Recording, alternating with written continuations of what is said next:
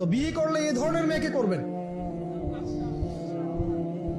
রূপের সৌন্দর্য দেখে, টাকা পয়সা দেখে আর অন্যান্য বিষয়গুলো দেখে এত বেশি ইমপ্রেসড হওয়ার দরকার নেই। আপনি দেখবেন দিনদারিতা আছে কিনা।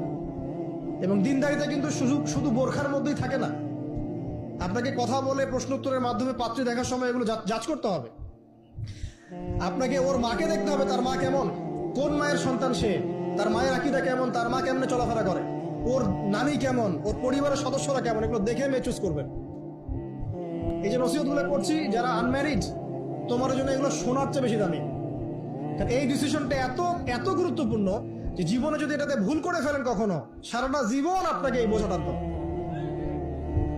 কোন মেয়েকে পছন্দ করেন, তার বাবাকে বিয়ের প্রস্তাব দেন, তার মাকে বিয়ের প্রস্তাব দেন, সাহসিকতার সাথে কাজ করেন, সাহসের সাথে যান, মেয়ের হাত চাপ। যদি মাশাআল্লাহ মেনে নেয় আলহামদুলিল্লাহ, যদি না মেনে নেয় আপনি জোর করেন না, আপনি ফিরে আসেন।